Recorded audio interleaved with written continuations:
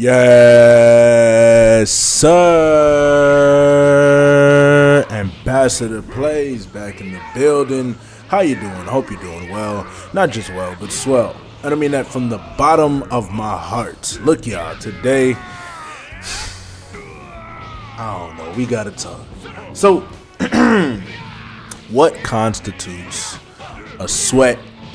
I feel like I know what constitutes a sweat, but I need clarity from y'all, I guess, on what constitutes a competitive player, a comp player, and what constitutes a casual.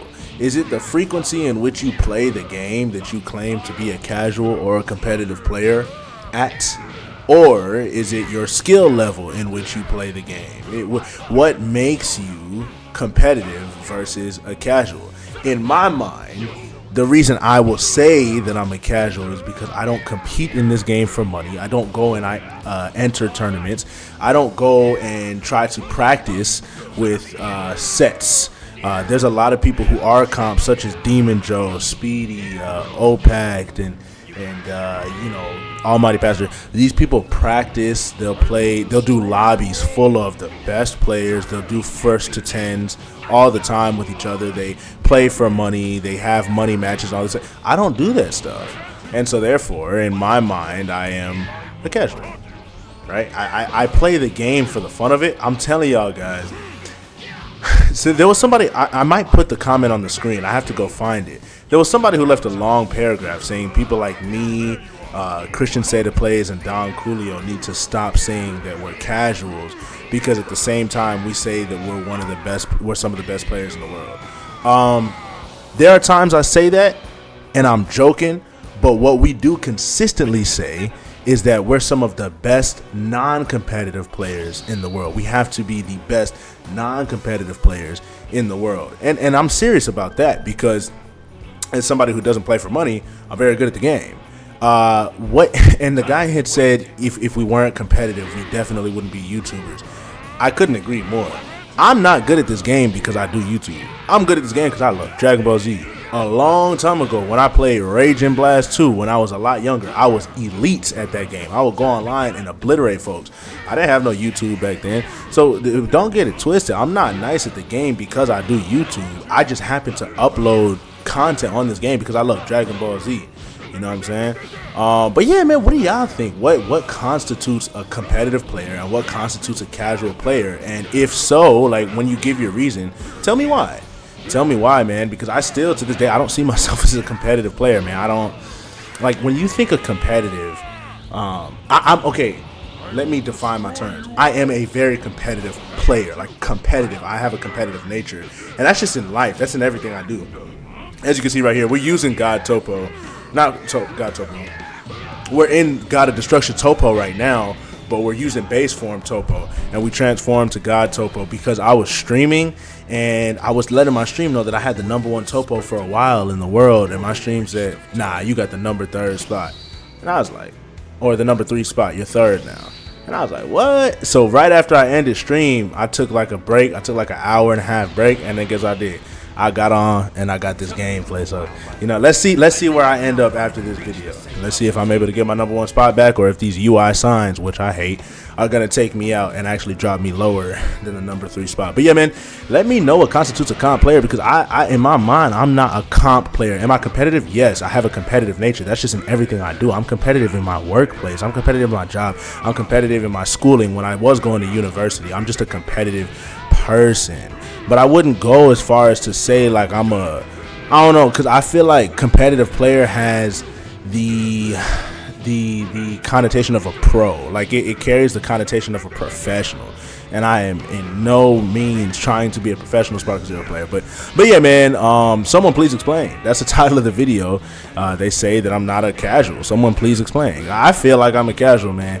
If you look at, I just have like 600 hours on the game, and listen, that's a lot. That is a lot. But if you compare my hours to those competitive players, you will quickly see what I mean by I'm not a competitive player. These competitive players have over 1,000 hours with all their accounts. With all my accounts, I don't even have 700. I can guarantee you that.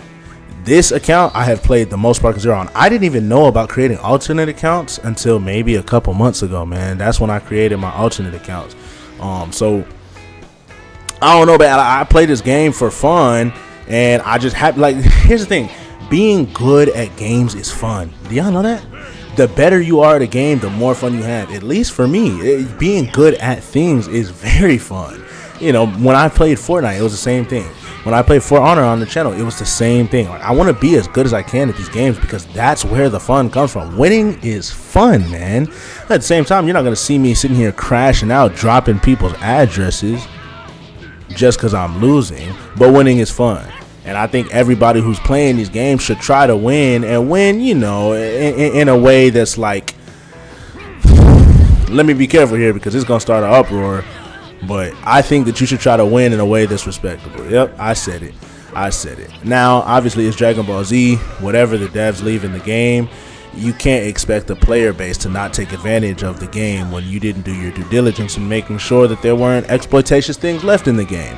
I understand that, but at the end of the day, you can't blame somebody else for your own actions. You know good and well that the mechanic is busted, whatever it may be, and you're choosing to exploit it. Do you understand what I'm saying? Yes, the devs have a role. Yes, the devs are responsible, but it doesn't alleviate you or me or any of us from our responsibility or our choice to actually exploit what the devs left in the game. You feel me? So, yeah, man, as you can see, this Team Gohan tried to use an unblockable Kamehameha. I should have won 100% absolutely hit him with that special, but the Cell tournament stage got in the way. Luckily, he didn't have any crazy comeback. I think I vanished right there and I super counted right here, and I was able to get him out of there, man. That Team Gohan was throwing hands. I'm not gonna lie, he was about the business. And you want to know what I did? One and done, I'm leaving, brother, give me next. I'm not playing you again. One and done, my brother, leaving, give me next. No, I'm goodbye. Goodbye, my love. And you can see right after that, we run into Living Dead. Again, I think I played him like, I want to say 3 or 4 times in this video. It's kind of crazy, actually. I just kept running into him, which is like, you know, this game barely has a player base on it anymore. But yeah, man. Yeah, this. Let me know what y'all are thinking about Sparking Zero. Can I be honest with y'all? I'm mixed right now because for a while, if you guys follow my channel consistently, you know that recently I took a break. I took a long, to me it's long. It was like a 6-day break without uploading. Yo, that break did a lot for me. Shout out OPEC, man. Shout out OPEC. OPEC, if you're watching this, appreciate you, my dog. You know what I'm talking about. But that break did a lot for me, you know what I'm saying? And now when I come back to Sparking Zero, it's so much easier to play, so much easier to bear, to manage, because I had that break, man, and it kind of gave me time to appreciate the game for what it is. And you know, I think it was just a little oversaturated for your boy by myself. Oversaturated by myself. I was playing it every day for content, man, and you know, I think that as a content creator, it gets real dangerous when you're doing something just for the content. Like, it has to be double-sided, right? It has to be twofold. You have to do it because you enjoy it and because it makes good content. You feel me? You can't just do it because it makes good content, because that's just not it. The simplest way I can say is that's just not it, man. You want to be able to enjoy. You want to be enjoying whatever you're making content about. It has to come from a place of love, a place of passion, a place of joy. The moment it stops coming from that place, the moment the content stops being as good as it possibly can, if that makes sense. I hope that makes sense to y'all. So with that being said, I think the Sparking Zero is in a solid state, man. It is in a solid state. Dare I say the best state it's been in. I want to say since release, but the only reason, in my humble opinion, the only reason I think that we hype up the release of the game so much is just that. It was hyped. So all of the glaring issues, which this game did have glaring issues upon release, were kind of overlooked because it had been, what, 14, 16, 17 years since the last Budokai Tenkaichi game came out. And so we kind of were just so caught up by the game and nostalgia feelings, and wow, we haven't felt a Dragon Ball game like this since Raging Blast 2, that we kind of overlooked these issues. So dare I say the state that the game is in right now is the best state that it's ever been in. That being said, I'm still a bit disappointed that we don't have the second DLC of Daima yet. Daima ended a while ago, man, and at first, I believe, if I'm not mistaken, they were trying to say that the reason that they didn't drop the Tamagamis and Super Saiyan 2 or Super Saiyan 3 Kid Goku is because they were trying to do chronological order in events that took place. No, man, no. Now, how about now? It's my theory, it's my opinion that they are holding out on this DLC 2 of Daima for as long as humanly possible, because they know after they drop that Season 2 of DLC for Daima, there's going to be nothing essentially keeping people on this game. They're going to have nothing to look forward to unless they actually pull their big boy pants up and say, you know what, let me actually give a darn and give them some more customizations and accessories to these outfits that they have 10 slots or whatever, however many slots they have, but then most characters can only use 2 or 3 of those. Like, let's actually give them some accessories, let's give them some more drip, let's give them some more outfits. I don't know, man. Let's give them maps.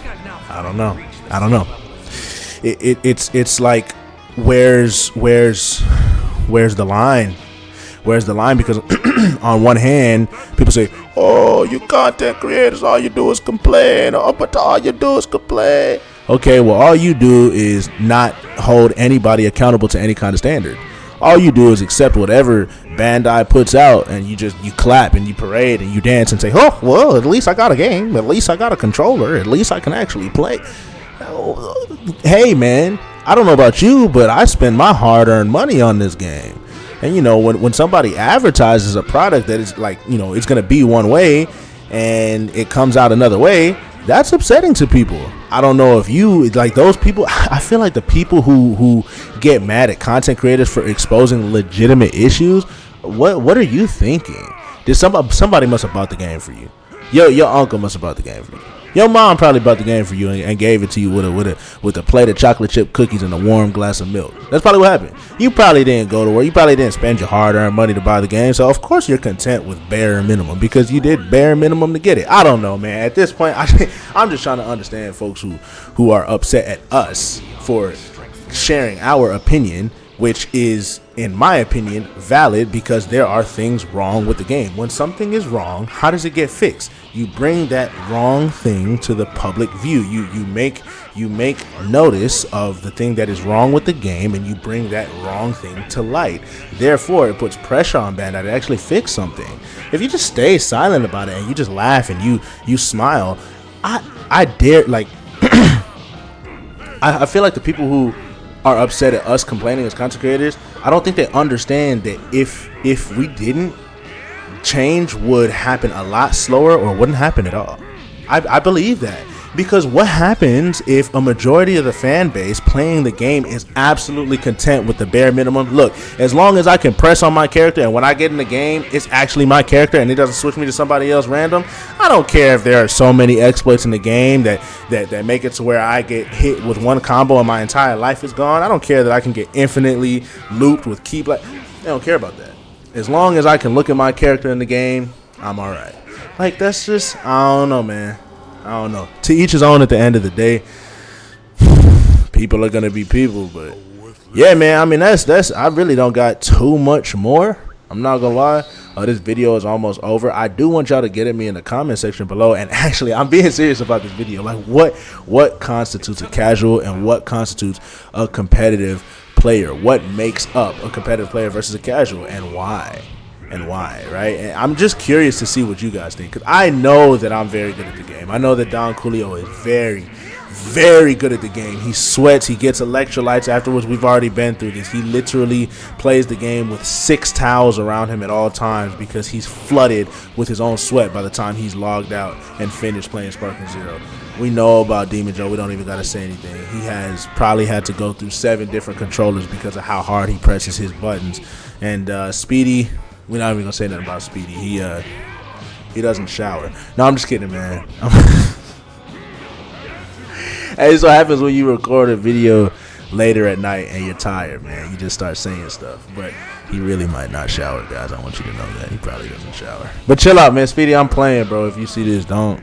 Chill out. It's a joke. It's a joke. Laugh, all right? Laugh.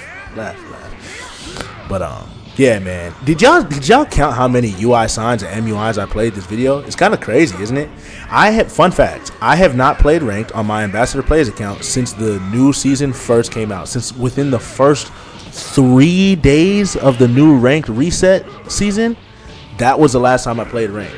So I had got whatever I was on the leaderboards, and I was #1 Toppo since then. Then I was knocked down to top 3, and they let me know today during stream. So this is my first time back on ranked since the thing first came out. And I think, judging by the video, we did pretty good. And I put a clip on here to see where I ended up on the leaderboards. So let's see that right now. Look at that. Well, Jesus loves you. I love you too. It's been Ambassador Plays. And I'll catch y'all in the next video, man. Peace.